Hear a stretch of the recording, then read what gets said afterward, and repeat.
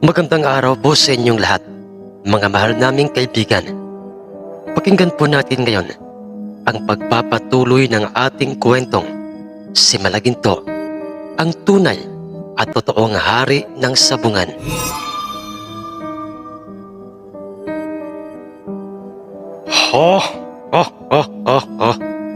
Nagpapatawa ba kayong dalawa, Kano? Sa tingin niyo ba'y basta-basta ko na lang naibibigay sa inyo itong aking pag-aaring tungkod? Nangalit ang mga ngipin ni Leon at kumulubot ang kanyang balat sa kanyang noo sa tindi ng kanyang galit kay Ginoong Alvaro, kung kaya't nakapagbitaw ito ng mga hindi magagandang mga salita sa matandang si Ginoong Alvaro. Huwag na huwag niyo pong uubusin ang pasensya ko, Ginoong Alvaro. Huwag mo akong piliting maging demonyo sa inyong paningin at magawa ko ang mga bagay na tiyak ay hinding-hindi mo magugustuhan. Ano? Sinisindak mo ba ang isang tulad kong mayamang tao? Ayaw. At saka, bakit mo inilalabas sa iyong lalagayan ng mga tari ang iyong mga tari? At iniuumang mo sa akin, Ginoong Alvaro, kung papaanong ibinaon ni Malaginto sa katawan ng iyong panuksukan ang aking ikinarga sa kanyang tari. Ayun din ang gagawin ko sa iyo. Ngayon din ang gagawin ko sa iyo ngayon. Dahil nakahanda akong pumatay at mamatay, may balik ko lang sa aking ama ang bagay na kanyang pag-aari. Ng mga pagkakataong yon ay ibang-iba na ang itsura ni Leon. Pulang-pula ang kanyang itsura dahil sa matinding galit sa matanda. Ngunit pinigilan siya ni Itay Kano. Iho, Leon, makinig ka. Huminahon ka muna riyan. Hayaan mo munang ako na ang kumausap sa kanya. Hawakan mo munang saglit itong si Malaginto. Sa kabutihang palad ay kumalma si Leon at kanyang sinunod si Itay. Nasa loob pa silang dalawa noon ng mga pagkakataong yon ng sabungan at nagkakagulo na ang mga tao sa paligid ng sabungan. Ngunit hindi ang mga kaibigan ni Itay. Naghanda na ang mga ito sa maaaring mangyari. Ganoon din ang mga tauhan ni Ginoong Alvaro. Ginoong Alvaro, katulad ng mga sinabi ni Leon sa inyo, ay sa kauna-unahang pagkakataon ay magagawa ko ring maging isang demonyo sa iyong harapan kung kinakailangan. Maibalik ko lang sa kanyang ama yung importanteng bagay na nasa kamay mo at mahigpit mong hinahawakan. Huwag mong sabihin pipilitin mo rin akong kunin sa akin ito, Kano. Itong tungkod na ito, natalo na kami. At balak mo pang kunin sa akin itong tungkod? Oo, Ginoong Alvaro. Dahil hindi yan sa'yo at ikaw na rin ang nagsabi na talo na kayo. Kaya isa lamang ibig sabihin noon, nasa kamay mo man ang dalawang mga mutya. Mutya ng sagabi at ang bertud ni Tatang Birhil. Pero hindi yun nagkaroon ng bisa dahil hindi mo talaga pag-aari ang mga yan. Nahihibang ka, Ginoong Alvaro. Ngayon, isang tanong, isang sagot. Ibibigay mo ba sa akin ang tungkod na yan o hindi? Nang pagkakataong yon, ayun pa lamang ang kauna-unahang pagkakataong tumaas ang boses ni Itay at halata ang galit sa kanyang hitsura. Oo na, sige na, eto na iyo. Kunin mo na itong tungkod sa kamay ko. Kano, pumarito ka. Marahang naglakad si Itay, papalapit sa kinatatayuan na Ginoong Alvaro. Subalit, animal ka, Kano, sa tingin mo ba basta-basta ko na lang na ibibigay sa iyo ang tungkod na ito. Itong sa iyo. Nalarma ang lahat ng makita nilang lahat. Nakahambalusin ang tungkod ni Ginoong Alvaro, si Itay Kano. Ngunit bago pa man maibaba ni Ginoong Alvaro ang tungkod sa ulo nang nagulat na si Itay, ay bigla na lamang umalingaw-ngaw ang isang putok ng pepe. Sino? Ang pasigaw na pagkakasabi ni Ginoong Alvaro dahil sa tumama sa kanyang kamay na mayroong tungkod na hawak ang bala ng repleng nagmumula sa itaas ng parte ng punong kahoy na kinaroroonan ng mga kaibigan ni Itay. At ang may gawa noon ay si Mang Gaston, ang asintado, bihasa sa paggamit ng reple. Makikita itong nasa itaas ng puno at nakapatong sa isang malaking sangat. Nakangisi kay Ginoong Alvaro at hawak niya sa kanyang kanang kamay ang kanyang mahabang pag-aaring reple, samantalang napaupo na sa lupa't nagngangawa sa matinding sakit ng kanyang kanang kamay. Itong si Ginoong Alvaro Nabitawan pa niya ang tungkod ni Lolo Virgil at ito'y kusang bumagsak sa mga kamay ni Itay Cano. Pasensya na po kayo, Ginoong Alvaro. Kailan may wala kaming balak na masama o manakit ng aming kapwa. Pero ikaw na rin ang nagdala sa iyong sarili sa gantong sitwasyon. Ang seryoso ngunit magalang na pagkakasabi ni Itay Cano kay Ginoong Alvaro. Animal ka, Cano. Pinaghahandaan at pinagplanuhan niyo ang lahat ng ito. Kung yun po ang kinakailangan, Ginoong Alvaro, maibalik lang sa aming kaibigan ang kanyang tungkod. At saka, katulad mo, hindi ba't pinagplanuhan mo rin ang lahat? Ipinanakaw mo sa iyong mga tauhan ang tungkod na ito. Ang dagdag pang sabi ni Itay Cano. Teka lang, Makoy, Miguel. Nasaan na ba kayo? Idispatcha niyo na ang dalawang mga ito. Teka lang. Nasaan ba ang mga hudas na yon? Iginala na Ginoong Alvaro ang kanyang paningin sa loob at labas ng sabungan. Ngunit nabigo siyang makita roon ang kanyang dalawang mga tauhan. Ilang sandali pa'y, pasensya na po kayo, boss. Boses ni Miguel kung saan ay makikita itong kasama si Makoy at ang mga tanod ng aming baryo at papasok na sa loob ng sabungan upang arestuhin si Ginoong Alvaro. Miguel, Makoy, ano bang kahibangan ito? Matagal na po kaming iniusig ng aming konsensya, Ginoong Alvaro. Alam naming masama ang ipinagagawa mo sa amin na nakawin sa libingan ni Tatang Virgil ang kanyang tungkod. Pero pikit mata naming ginawa yun dahil sa meron kaming mga pamilyang binubuhay. Pero nang sabihin mo sa aming idispat sa si Mang Cano sa loob ng sabungan, sa oras na matalo ang iyong panapong, ay natauhan na kami. Mali, Ginoong Alvaro. Mali yon kailanman. Oo, mga hudas kayo, mga walang silbi, mga inutil. Pagkatapos ng lahat, Miguel, Makoy, pagkatapos ko kayong dalawang hilahin mula sa kumunoy na humahatak sa inyo, ay ito pang ikakanta niyo sa akin. Ang mga panunumbat ni Ginoong Alvaro sa kanyang dating mga tauhan. Ngunit si Makoy na ang sumagot sa kanya. Matagal na kaming bayad sa inyo, Ginoong Alvaro. At kung tutuusin ay sobra-sobra pa ang mga binayad namin sa inyo. Ilang taon mo kaming ginamit at kinasangkapang maging masama. Binihisan mo kami. Pero ang mga kasuotang ipinasuot mo sa amin ay tigmak ng dugo at kasalanan. Ginawa mo kaming masama, Ginoong Alvaro. Sa naging sagot na yun ni Makoy, ay tuluyan na ngang ipinag-utos ng hepe ng mga tanod sa kanyang mga tauhang mga tanod na dakpin si Ginoong Alvaro at dalhin sa sentro sa aming bayan upang siya'y ipagamot sa hospital bago ikulong. Huwag kang mag-alala, Ginoong Alvaro. Hindi ka namin ikukulong ng ora-orada dahil kinakailangan mo munang madala sa hospital para magamot yung mga sugat mo.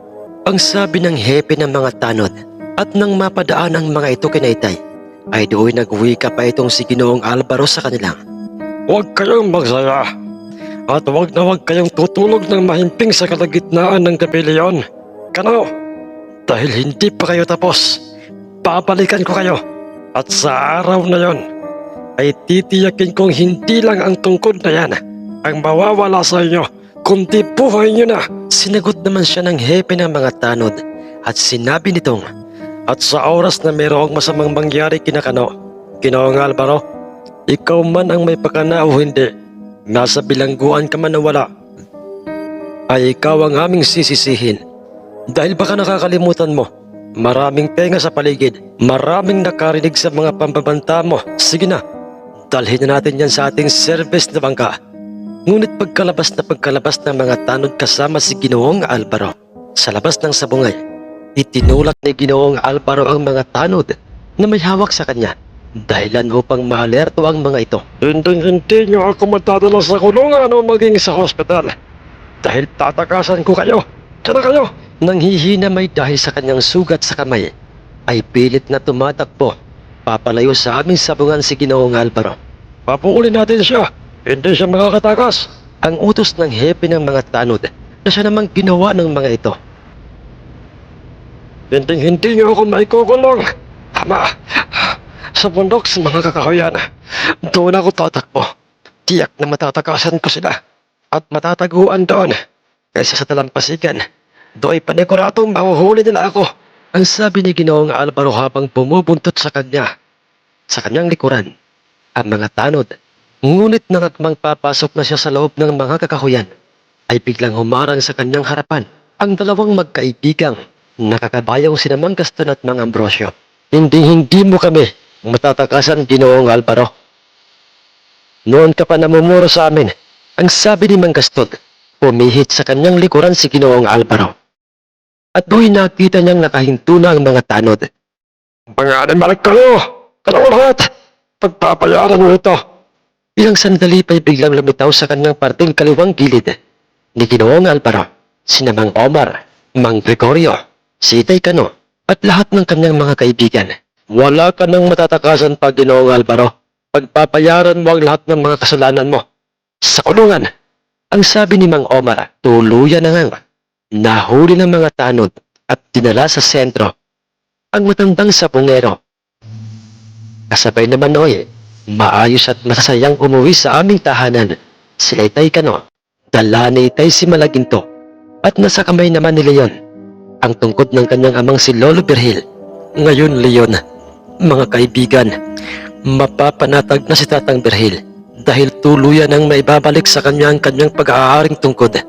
Halos mapaiyak noon itong si Leon nang marinig niya ang mga sinabing yon ni Itay Cano sa harapan ng kanilang pinag-iinuman. Masaya at halos mapaiyak naman si Leon na nagpasalamat kay Itay at sa kanyang mga kaibigan. Alam niyo mga iho, nagpapasalamat ako dahil kahit papaano'y walang masyadong komosyon. Ang nangyari, higit sa lahat ay hindi nasaktan si Cano. Ang masayang pagkakasabi ni Lolo Pedro. Ang lahat ng iyon ay dahil sa ating kaibigang isang asintado at bihasa sa paggamit ng baril, na katulad ng ating kaibigang si Paring Omar at Paring Ambrosio. Maraming salamat sa iyo, Paring Gaston. Walang anuman yan, kaibigang Cano. Katulad ng sinabi ko noon, magmula ng kami ni Paring Ambrosio ay mapabilang sa inyong grupo, ay nakahanda akong pumatay at mamatay kung kinakailangan. May pagpatuloy lang natin ang ating nasimulang layunin at yun ay ang tumulong sa mga totoong nangangailangan nang walang pagdadalawang isip sa pamamagitan ng mga perang pustang na ipanalo ng ating Malaginto. Masasaya silang lahat ng tumangutango bilang pagsang-ayon sa mga sinabing yon ni Mang Gaston. Nga pala Leon, anong balak mo dyan sa tungkod ng Itay mo? Ang tanong ni Mang Octavo kay Leon. Ibabalik ko po ito sa kanya, Mang Octavo, at pagkatapos ay babalik na kami nila Inay sa Maynila. Pagdating sa bagay na yan, ay maaasahan mo kami ni Paring Clarito. Kaming dalawa na ang makakasama at makakatulong mo upang buksan at isarang muli ang nitso ni Tatang Virgil. Nagpasalamat si Leon kina Mang Octavo at Mang Clarito. Kaibigan Cano, ngayong tapos na ang laban ng ating Malaginto sa panabog ni Ginoong Alvaro. Sino naman kaya ang susunod na makakaharap nating sabongerong gustong ibangga kay Malaginto ang kanyang panabong? Ang tanong ni Mang Rudy kay Itay. Paring Rudy, hanggat marami pang mga sabongerong gustong patunayang maibubuga sa ating Malaginto ang kanyang panabong, ay nasisiguro kong sila'y kusang lilitaw o magpapakita sa akin ang mahina at medyo nalulungkot na pagkakasabi ni Itay Cano, at yun ay napansin kaagad ng kanyang mga kaibigan. Kuan Paring Cano, ba't parang matamlay ka o malungkot? Wala ito, Paring Elisar. Naisip ko lang kasi na sana hindi katulad ni Ginoong Alvaro ang susunod na sabongerong makakaharap natin.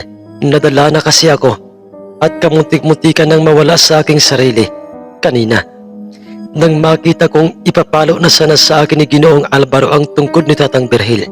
Huwag kang mag-alala, Paring Cano. Nasa likod mo lang palagi kami at ipinapangako namin gagawin naming lahat. Huwag lang mapahamak ni isa man sa atin. Maraming salamat, Paring Elisar, sa inyong lahat mga kaibigan. Ang totoo ay ayoko na kasing maulit pa yung nangyari kay Tatang Virgil. Matatanggap ko lang kung isa man sa atin ay mawawala sa isang karamdaman o aksidente. Pero yung nakita kong sinasadyang patayin ang isa man sa inyo o sa atin ay hindi ko matatanggap. Ang maimosyong sabi ni Itay sa kanilang lahat Patawad po, Mang Kano, sa inyong lahat dahil kung hindi po sana sa akin, ay buhay pa sana si Itay Berhel. Ang sambit ni Leon. Wala kang kasalanan, Leon. Ginawa man yun ni Tatang Berhel. Nailigtas ka dahil yon sa kanyang pagmamahal sa iyo. Ang sagot naman ni Mang Iko kay Leon. At pagkatapos noy, iniba na nga nila ang tema o paksa sa inuman. Pinilit nilang maging masaya ng mga pagkakataong yon. Naging matagumpay na naibalik katabi ni Tatang Berhel ang kanyang tungkod sa kanyang kinahihimlayan sa tulong ng dalawang sinamang Clarito at Mang Octavo kasama si Leon. Sana po, Itay, ay matahimik na ang iyo pong kaluluwa. Saan man po kayo naroroon ngayon? Ang sabi ni Leon sa harapan ng nitso ni Lolo Berhel. Wala silang kaalam-alam na silang tatlo'y sinundan sa sementeryo nila Itay Kano. Lahat sila'y nag-aalay ng mga bulaklak sa nitso ni Lolo Berhel. Ngunit walang kaalam-alam si Itay na mayroong masamang tao ang nagbabalak ng hindi maganda sa kanilang grupo. Ang taong hindi naman sabongero. Ngunit matagal nang kumukulo ang dugo kina Itay, ang leader ng mga sindikatong si Don Mauricio Aguilar. Sa kanyang mansyon ay tinawag nito ang isa sa kanyang mga tauhan at sinabing, Lorenzo, anong balita sa taong ipinahahanap ko sa iyo? Boss, natagpuan ko na po siya. Ang kaso nasa isang probinsya siya ngayon. Ganoon ba? Saang probinsya ba yun? Sa probinsya ng Samar, boss. Ganoon pa, Lorenzo. Anong sitwasyon niya doon? Anong sitwasyon doon ni Douglas Esterior? Ang isang bantog at kinatatakutang kriminal na brutal kong pumatay. Boss, nasa isang isla siya ngayon. Nagtatago sa isla ng kanyang mga kamag-anak dahil protektado siya ng mga ito at ni isang alagad ng mga batas ay hindi siya kayang mahuli ng mga ito dahil dahil sa ano, Lorenzo? At ba't parang nagdadalawang isip kang sabihin sa akin? Dahil boss, naniniwala ka ba sa mga antingero? O yung mga taong mayroong mga kakaibang kakayahan? Lorenzo, dahil ang aking tiyuhin noon ay isang antingero. Nagkagawa niyang maglaho, hindi tinatabla ng bala ng baril, at maging ng mga matatalas na mga bagay, at meron siyang kakaibang lakas. Kaya nga lang, nabiktima siya ng lason na siyang kanyang ikinamatay. Pero teka lamang, bakit ba tayo nakarating sa usapang antingero? Hindi ba't si Douglas Esterior ang ating pinag-uusapan? Dahil boss, mga antingero ang angka ni Douglas sa propinsyang yon. At ang dinig ko sa mga taong taga-roon na nakausap ko, si Douglas daw, boss, ay pinamanahan ng agimat ng kanyang isang tiyuhing may malakas na agimat. Bago ito namatay, naging banaag ng matinding tuwa ang itsura ni Don Mauricio nang marinig niya yon sa kanyang tauhan. Ganoon ba, Lorenzo? Ibig sabihin ito isa na siyang antingerong kriminal. Kaya't malamang katatakutan siya ng sinuman, maging ng mga alagad ng batas. Yan na. Ang katulad niya na, ang kailangan ko upang itumba si Tercio de la Riva alias Cano.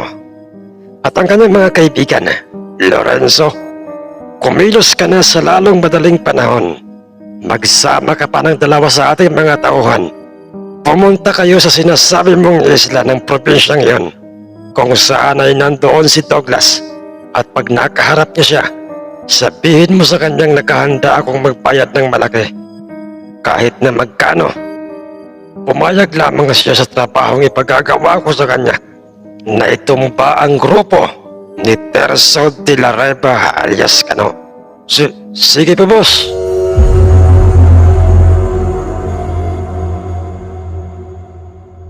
Maraming salamat po sa inyong lahat, mga mahal naming mga kaibigan, sa pagsubaybay sa karugtong ng ating kwentong itong si Malaginto. Maraming salamat po sa lahat na nag-like, sa nag-share ng ating mga kwento. Sa mga hindi nag-skip ng ads, higit po sa lahat ay sa mga bagong subscriber. Maraming salamat po sa inyo. Magandang araw po o gabi sa inyong lahat.